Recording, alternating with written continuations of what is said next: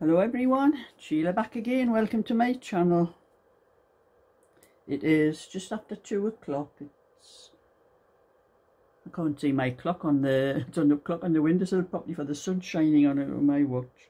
It's almost 2:15. I have just come back from my doctor's. We had a letter to go for our flu jab and COVID jab and pneumovac, which is a pneumonia jab. No way was I having another COVID. First one I had was okay, and I had no problem at all with that one. But when I had the second one, I could hardly get out of bed, let alone anything else. And I think there were a lot of different brands of the COVID at the time, and that, and I just swore I'd never have another one. And I have at least a couple of people that I know have ended up with a long COVID, so there's no way am I having another COVID one. And I told them that's what I said, don't send me any more letters for COVID because I'm not having them. But I did want the flu jab and the pneumovac one. Now I had the pneumovac about when I was in my early 50s. I was over the doctors a lot with my husband. He was asthmatic and he had heart problems as well. And at the time I was having a lot of chest infections and things like that. So they sent for me and my husband it was the flu again thing, and saying if we wanted the pneumovac, the pneumonia vaccine thing. And I thought, oh yes, I'll have that, just in case. And you know, it was the best thing I ever did, because all those chest infections I was having stopped. I never had a single cold or cough for 10 years. More like 12 years. But after 10 years, they told us that the pneumovac one would last for 10 years. So I thought, oh well, and it was right, it did last, but it didn't just protect you against pneumonia, like I'm saying, it protected you against coughs and colds and any other chest infections and that. And then I think it was about 11 years later, another time we got another letter from the doctor's flu. You know, we're getting the flu jab every year anyway, like, but because I was 65 by this time, so we went over again because we were entitled to the pneumovac, the flu as well, the flu jab. And I went over and she gave my husband give us both the flu one first, and then she gave my husband the pneumovac one. And I said it was going to come to my turn, and I said, oh, that's great. I see, because since the last one I had, the last 10 years I've never had a cough or cold or chest infection or anything. And the nurse says to me, oh, have you had this before? I says, yes, it was about 10 years ago. She says, it'll be in your notes. And she says, oh, you can't have it again, it's for life. And I thought, well, you never said that at the time. I was told it would last for 10 years. She says, oh no, but she says it's for life now. So I thought, no, well, it's, you know, nothing I can do about it. About a year later, all the coughs and colds started coming back, and I was getting chest infections right, left and centre. And anyway, that's went on for the last, that was 65, so 66, I am 78 now. So for the last 12 years I've had coughs and colds, and I know every time I get a chest infection it makes your body a little bit worse. You know, I do get a little bit out of breath sometimes when I do too much. And so anyway, I got this letter and I thought, oh well, I thought this pneumovac thing was for life, like. And when I went over, they gave an appointment for between 1 and 2. So I thought, oh, I'll get there for 1 and get in and out straight away. So I left the house about 10 to 1, just walked over. It's actually a slow walk, it's about a 20-minute walk to my doctor's. It's on the same road as where I go to the post office. And I also had some letters with my knitting patterns to post, so I should put them in the post box on the way over there. And I went in, and you should have seen the line, the queue that was waiting. The nurse in the place, she seemed asking, you know, what doctors I was with and where. Oh, just join the queue. It was a queue about a mile long. And you know, while I can walk, a slow walk, 20 minutes slow walk, I cannot stand for any length of time. I was hanging onto the wall, hanging onto the post while you're waiting in that queue, and everybody else must have had the same idea. You know, there was nowhere to sit down. You know, they should have had at least 1 or 2 seats along that corridor for anyone like me who couldn't stand. I can walk without any problem, but standing. And then I got into the room, you know, it was my turn, and the nurse says, COVID and flu. I says, no, just the flu and the pneumo one. Oh, it's not this room for the pneumo one. You'll have to go into that other room. I thought, I'm not going to have to join the queue again. I mean, it's all right, it's just across, because I had just sat down on a chair. She's just across the corridor there. She's going to there. So at least I had a couple of minutes to sit down on a chair before I got those. And then I says to the girl who was giving me the pneumo vac, I says, how long does this pneumo thing last? And she says, well, it'll be for life. And I says, you mean life for me, to end of my life? I says, I was told it was 10 years. I says, the last time I had it. Oh, have you had it before? I says, yes, but I wasn't seeing anything till I got it this time. She said, we do give it to people over 70, I think it's 75, she said now, like, but she says it will probably be for life. I says, so I've got another 10 years of life, have I? After 88, and these my chest infections and coughs and colds have come back here. Well, she knew me, the nurse there, because she used to come at my house a lot when my husband was ill and that, like, she says, you, she's get out of here, get yourself away home. So I made their day anyway. She had a bit of a laugh until when I was in there. And I walked back home, and, you know, I was okay, just I could not stand. I'm like that at home, even when I do things like I've got to stand and wash dishes and things and that, and I usually end up hanging onto the bench. But anyway, I'm all set now. Hopefully no more coughs and colds and chest infections. I'll not need to worry when I go to my granddaughters and the kids has got coughs and colds. So I come back and I am having a vodka and orange juice. I needed a drink after that. All that walk over there, that standing in that queue, and then the walk back home again, and I'm having a proper drink. I'm not just having an orange juice. My favourite vodka and orange juice, I need it. So if I make any mistakes in your cardigan, Belinda, you know why I've been drinking. So that's how far I've got with Belinda's. I've started again. I do have quite a longer length to do than what I normally do. Myself, I normally do from the rib up the bottom up to under the armholes. I usually do about 15 inches, but this one will have to be around about 20 inches because Belinda likes a longer cardigan.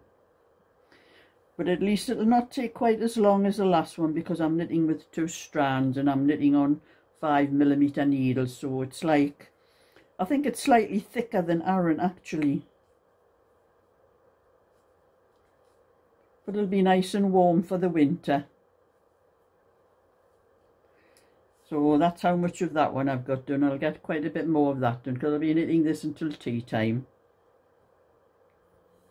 And I didn't have time to do any one of this last night. I'm up to the armholes on the first sleeve on this one for Sue because I was at my bingo last night and I won a £5 line and my friend won a £5 line, but she had to share with someone else because someone else shouted. No, it was a £6 line my friend won. We won one of the later games where we get a little bit more, £1 more for a line.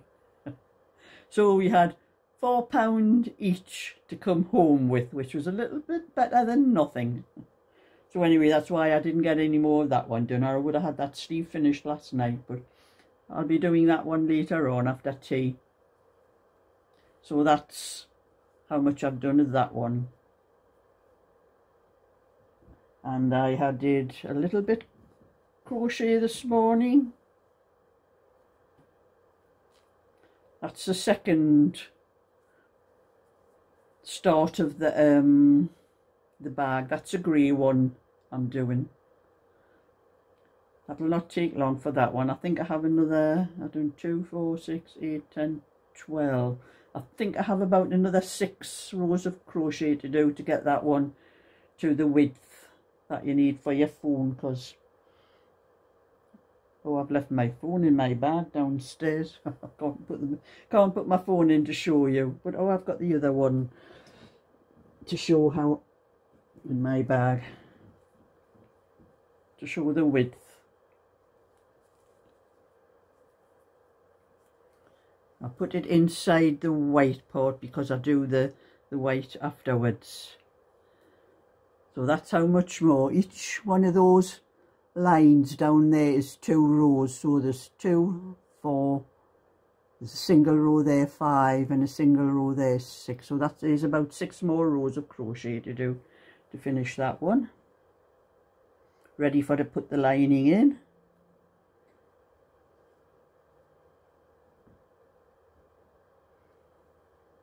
And put that one down in the bag. Ready for doing a bit more of that tomorrow morning, and I think I've done just 1 or 2 rows of the scarf. That's coming on. It'll not be too long for that one. I'm about a third of the way through the second ball.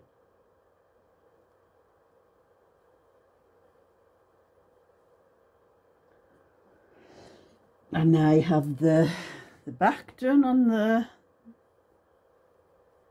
little baby cardigan. I just need to do the fronts and I just fit that in for maybe it's about 15 minutes. When I finish doing one thing, like when I finish the bit crochet, I'll maybe spend 10 or 15 minutes doing this, then do something else, and then before I start on something else I do maybe another 10 or 15 minutes, and that's the way I work it, so how I get as many things started. And the blankets, I have decided to just concentrate on one blanket at a time instead of doing what I was doing before. So that's how far I've got with the blue and white one. That's the one. I'm going to finish that one first before I do any more on the green one, the green and white one, and then I'll do the green and white one and finish completely. And then I'll have a couple that I'll be able to put up on eBay when I finish them both. Put that one inside there.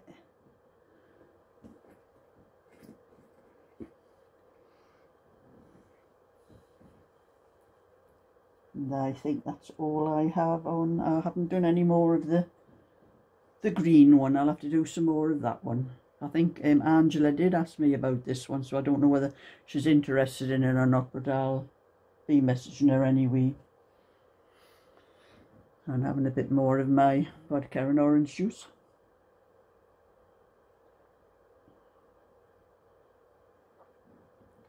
And it's a lovely sunny day, but it is quite windy. My little bit hair I've got on the front was sticking up all over the place when I came back from the doctor's. And you know, I was going out to my bingo last night, and I had a few letters to post with my patterns, my knitting patterns, and I had a small parcel which was like a large letter thing, but I can post that in the post box as well. And there's a post box just at the top of my estate, as on the way out the road where you go out of the estate. There's one of those post boxes on a pole. It's like a pole and the post box on top of it. I stopped the car, got out of the car, and where's the post box? The pole was there, but the box was gone. So I don't know what's happened, whether it's rotted, probably metal, or whether it's rotted or anything like that, but oh dear me. So I had to go. I was already a little bit late going out because me and my friend were going for a meal before the bingo, and I like to pick her up about 6 o'clock, so it gives us plenty of time before we have to go to the bingo. We have to pick Molly up and then go to the bingo, because Molly wasn't there last week, but she is this week. She's phoned in. I know she's all right now. So I thought I'm going to have to drive around to the post office as well to post these things. I'm not hanging on to them till tomorrow, or they'll not get picked up until probably later today instead of in the morning. So I drove around to the post office, and I thought instead of going all the way back where I live and along the road where I go, I'll go, there was another road that takes me at the end of the road where I'm at the post office, and then I have to come through one or two roundabouts, and it takes me into the other part of Backwith where I live. Of course, I thought I was, and there was roadworks everywhere, and I got stuck on these roadworks, going round. Finally got round to go along the country road that I drive through the other part of Backwith village, and to get up to the roundabouts near Killingworth and all the rest of it. And I was 15 minutes late picking my friend up. She's saying to me, "Where you been?" She says, "I've been ringing you." I says, "Anne, I can't answer my phone when I'm driving." Told you know. Doesn't get through to her, you know, that you can't answer a phone when you're driving. You just let it ring. I says, "You should have known when I just let it ring that I could hear you ringing." I says, "I'm not going to pick the phone up to answer you, that I would be driving." Hey, but you said you'd be here 6 o'clock. Says, "I cannot help the traffic, Anne." I says, "And the time I came out anyway was a bad time, because there's lots of people coming out of work and going home from work and things like that." And I says, "There was an awful lot of traffic on the roads."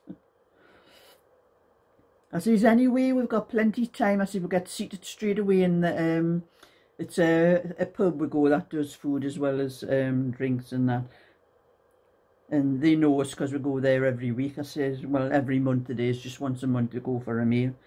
So I says, "He'll find a seat for us straight away, and he'll come and say to her what we want." And we were. We're in plenty of time, because I always pick Molly up at 7:15. And we're plenty of time, dead on 7:15. I picked Molly up, and then we drove straight on to the club. My friend gets herself so worried, you know, like... I'm not that type. I'm not the worrying type. I couldn't care less. Me, I haven't got a care in the world. I'm not bothered about anything. So that's my little bit for today. So thumbs up and subscribe, and I'll catch you all another time. Bye for now.